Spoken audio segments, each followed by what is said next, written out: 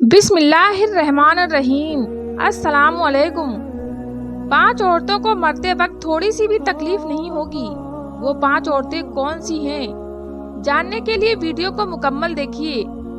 نجا کے وقت مسلمان کو جو تکلیف ہوتی ہے اس پر اللہ رب العزت کی جانب سے نیکیاں عطا کی جاتی ہیں، جیسا کہ سنن ابن ماجہ میں روایت حضرت عائشہ رضی اللہ تعالی عنہا سے مروی ہے کہ رسول اللہ صلی اللہ علیہ وسلم ان کے پاس تشریف لائے، اس حال میں کہ ان کے پاس ان کا کوئی قریبی رشتہ دار موت کی سختی میں مبتلا تھا۔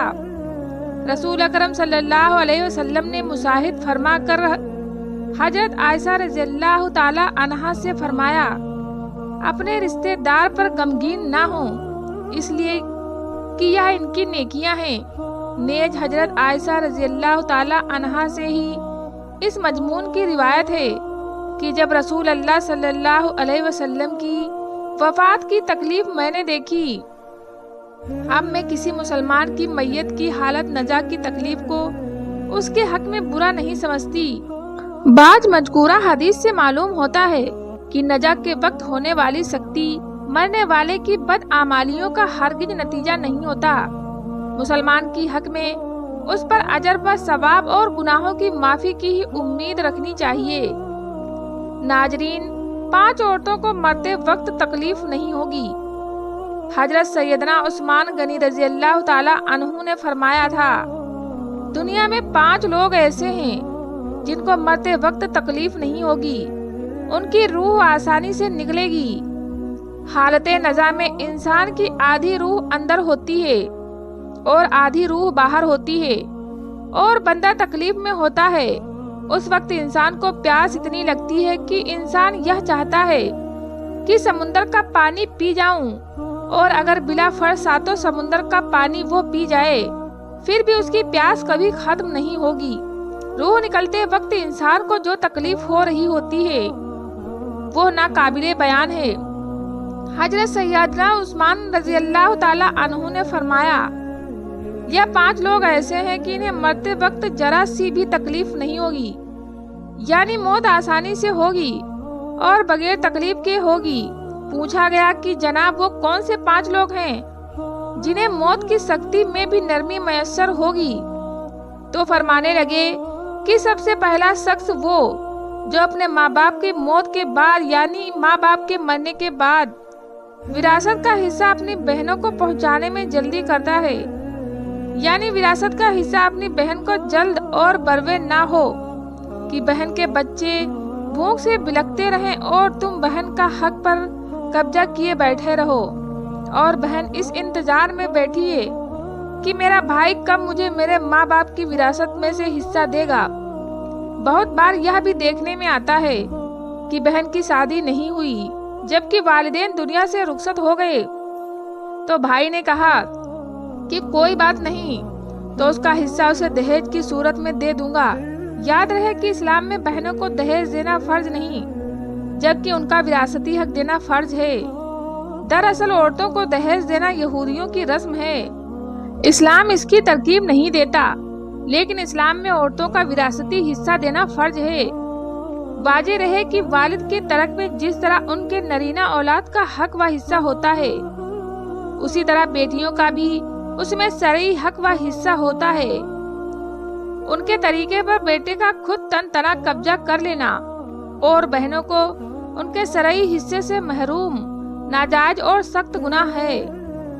بھائیوں پر لازم ہے کہ بہنوں کو ان کا حق اور حصہ اس دنیا میں دے دیں، ورنہ آخرت میں دینا پڑے گا، اور آخرت میں دینا آسان نہیں ہوگا۔ حدیث مبارکہ میں اس پر بڑی وعیدیں آئی ہیں۔ حضرت سعید بن زید رضی اللہ تعالی عنہ فرماتے ہیں، رسول اللہ صلی اللہ علیہ وسلم نے فرمایا، جو شخص کسی کی بلست بھر بھی زمین لے گا تو قیامت کے دن 7 زمینوں میں سے اتنی زمین اس کے گلے میں توق کے طور پر ڈالی جائے گی۔ اور ایک حدیث اور مبارکہ میں ہے کہ حضرت انس رضی اللہ تعالی عنہ فرماتے ہیں، رسول اللہ صلی اللہ علیہ وسلم نے فرمایا، جو شخص اپنی وراثت کے معراج کاٹے گا، یعنی اس کا حصہ نہیں دے گا، تو اللہ تعالیٰ قیامت کے دن اس کی جنت کی معراج کاٹ لے گا۔ یاد رہے کہ جہیز کی رسم اسلام کی رسم نہیں، یہودیوں کی رسم ہے، اور اس سے بڑا نقصان ہے کہ جس طرح یہودیوں کی عورت کو بغیر دہیج کے کوئی شخص قبول نہیں کرتا، اسی طرح آج اسلام میں بھی عورتوں کو شادیوں میں سب سے بڑی رکاوٹ دہیج ہے۔ غریب آدمی کی بیٹی بیٹھی بیٹھی بوڑھی ہو گئی کہ دہیج کا کوئی بندوبست نہ ہو سکا۔ اسی طرح اگر کوئی شخص یہ کہے کہ میں بہن کی وراثتی حصہ تو نہیں دے سکتا، البتہ جب اس کی شادی کا وقت ہو تو دہیج دے دوں گا۔ لہٰذا فرمایا گیا کہ بہنوں کو بر وقت حصہ دینے والے کی روح موت کے وقت بڑی آسانی سے نکلتی ہے۔ ایک عورت کا بھائی جب فوت ہوا تو اس عورت نے بہت اصرار کیا کہ مجھے بھی قبرستان لے چلو، میں بھی اپنے بھائی کی قبر پر جانا چاہتی ہوں۔ خیر، اس کے اس اصرار کو قبول کر لیا گیا اور اسے قبرستان میں اسی جگہ لے جایا گیا جہاں اس کے بھائی کی تدفین ہونے والی تھی۔ اس کو دیکھتے میت کو قبر میں اتارا گیا اور اس کے بھائی کو مٹی کے سپرد کیا گیا۔ جب دعا کی باری آئی تو تمام عزیز و اقارب کے سامنے اس کی روتی ہوئی بہن نے آسمان کی جانب اپنے ہاتھ اٹھائے اور آسمان کی جانب دیکھا۔ اس کا دل رو رہا ہے، آنکھیں چشم چشم برس رہی ہے۔ اس نے ایک ایسی دعا کی، لوگوں کا مردہ ضمیر کو جگا دیا۔ روتی ہوئی بہن نے آسمان کی جانب دیکھ کر فریاد کی کہ اے مالک، یہ انصاف کرنے والے آج میرا انصاف کر دے۔ رو رو کر کہنے لگی، میرے مالک، تم میرے اس ظالم بھائی کو اپنی رحمت سے دور رکھنا، ایسا دور رکھنا جیسے اس نے میرے والد کی وراثت سے مجھے دور رکھا ہے۔ میرے بچے بھوک سے بلکتے رہے لیکن اس ظالم کو میرے بچوں پر ذرا سا بھی ترس نہ آیا۔ میں اپنے بچوں کو حرام جانور کا گوشت کھلانے پر مجبور ہو گئی۔ میرے بچوں نے بڑی ہی غربت کی زندگی گزاری ہے، جبکہ میرے اس بھائی کو بھی کبھی بھی حیا نہ آئی، کبھی بھی رحم نہ آیا کہ میں اپنی بہنوں کو وراثت کا جو ان کا حق ہے اسے ادا کروں۔ اے مالک، تو آج انصاف کر دے، اور جس طرح اس نے میری وراثت کے حق سے مجھے دور رکھا ہے، اسی طرح تو اسے اپنی رحمت سے دور کر دے۔ تو ناظرین، صرف ایک لمحے کے لیے دل پر ہاتھ رکھ کر یہ سوچے کہ جب تم اپنی بہنوں کو ان کے وراثت کا حق ادا نہیں کرو گے تو کیا تمہاری بہنیں تمہارے لیے مغفرت کی دعائیں کریں گی یا جہنم کی دعائیں کریں گی؟ بہن کے لیے ظالم بن کر مرو گے یا مظلوم بن کے؟ ناظرین، بہن کا حق کھانا ایسے ہے جیسے خنزیر کا گوشت کھانا۔ دوسرا وہ شخص جس کی روح مرتے وقت بڑی ہی آسانی سے نکلے گی، فرمایا کثرت سے صدقہ کرنے والا شخص، یعنی ایسا شخص جو اللہ کے رسول صلی اللہ علیہ وسلم کی رضا کے لیے اپنے مال اور دولت میں سے یوں صدقہ کرتا ہے کہ جب وہ اپنے ہاتھ سے کسی کو دیتا ہے تو دوسرے ہاتھ کو پتہ بھی نہ چلتا ہے۔ یعنی دوسرا انسان وہ ہے جو کثرت سے صدقہ کرے گا تو اس کی موت کے وقت اس کی روح آسانی سے نکلے گی اور جان کینی کا عمل اس کے لیے تکلیف دہ نہیں ہوگا۔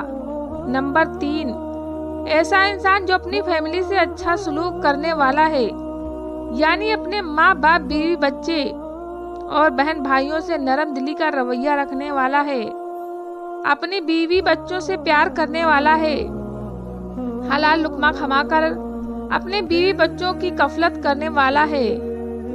بزرگاں دین فرماتے ہیں کہ جب رزق تنگ ہونے لگے تو دسترخوان کو وسیع کر لیا کرو، یعنی اپنی بیوی بچوں پر خرچ کرنا بھی صدقہ ہے، انہیں کھلانا پلانا بھی صدقہ ہے۔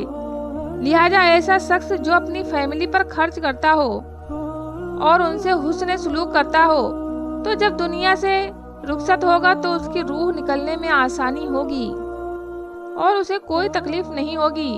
اسی طرح حضرت عثمان غنی رضی اللہ تعالی عنہ نے، جو شخص یہ سوچ کر نماز ادا کرتا ہے کہ جو نماز ادا وہ کر رہا ہے وہ میرے نبی صلی اللہ علیہ وسلم کی آنکھوں کی ٹھنڈک ہے۔ نماز دین کا سکون ہے، نماز مومن کی معراج ہے۔ اسلام میں کفر میں تفریح ہے تو 5 वक्त का नमाजी मौत के वक्त किसी किस्म की सख्ती में मुब्तला न होगा। फिर फरमाया, 5वां वो शख्स जो कुरान की तिलावत करता हो, यानी खुद भी कुरान पढ़ता हो और दूसरों को भी कुरान सिखाता हो। फिर फरमाया, रातों की तन्हाई में उठकर कुरान पढ़ा करो और कुरान पढ़ते वक्त रोया करो। फरमाया कि अगर रोना ना भी आए तो रोने की कोशिश कर लिया करो। हजरत अली हिजबी गंज बख्श रहमतुल्लाह अलैह से किसी ने पूछा कि हजरत, अगर रोने की कोशिश भी करें और फिर भी रोना ना आए तो फिर क्या करें? तो फरमाया कि फिर अपने मुकद्दर पर रोया करो कि तुम इतने संग दिल हो गए हो कि तुम्हारी आंखें आंसू नहीं बहती। हजरत आयशा रज़ियल्लाहु ताला अन्हा कहती हैं कि जब से उन्होंने अल्लाह के रसूल सल्लल्लाहु अलैहि वसल्लम को मौत के वक्त दरपेश सख्ती का मंजर देखा, तब से किसी की आसान मौत पर खुश नहीं होती और आसान मौत नसीब होने की तमन्ना भी नहीं करती, क्योंकि वो जान चुकी थी कि ना तो मौत की सख्ती मरने वाले के बुरे अंजाम की दलील है और ना आसान मौत की कोई इज्जत अफजाई की बात है। अगर सचमुच ऐसा होता तो अल्लाह के रसूल सल्लल्लाहु अलैहि वसल्लम को आसान से आसान तर मौत नसीब होती। यही वजह है कि ना तो वो मौत की सख्ती को नापसंद करती और ना ही किसी की आसान मौत पर खुश होती थी। मौत की सख्ती के बारे में हजरत आयशा रज़ियल्लाहु ताला अन्हा से रिवायत है। आप रज़ियल्लाहु ताला अन्हा फरमाती हैं कि मैंने रसूल सल्लल्लाहु अलैहि वसल्लम को हालत नज़म में देखा। आप सल्लल्लाहु अलैहि वसल्लम के पास पानी का एक प्याला रखा हुआ था। आप सल्लल्लाहु अलैहि वसल्लम उसमें हाथ दाखिल करते और फिर अपने चेहरे पर फेर लेते थे और फरमाते कि या अल्लाह, मौत की सख्ती में मेरी मदद फरमा। मुख्तलिफ अहादीस मुबारक से मालूम होता है कि मोमिन की रूह बहुत आसानी से निकलती है और रूह निकलते ही उसके लिए खुशखबरी शुरू हो जाती है, जबकि काफिर के बारे में आता है कि उसकी रूह इंतहा सख्ती के साथ कब्ज कर ली जाती है और उसी वक्त से ही उसके बुरे अहवाल हो जाते हैं। अलबत्ता मुद्दत हदीस मुबारका में यह भी मज़कूरा है कि अल्लाह ताला ने मौत के अंदर एक ऐसी शिद्दत और सख्ती रखी है कि उसका एहसास दुनिया से जाने वाले हर शख्स को होता है, ख्वाह वो नेक हो, मुसलमान हो या बद हो या काफिर हो।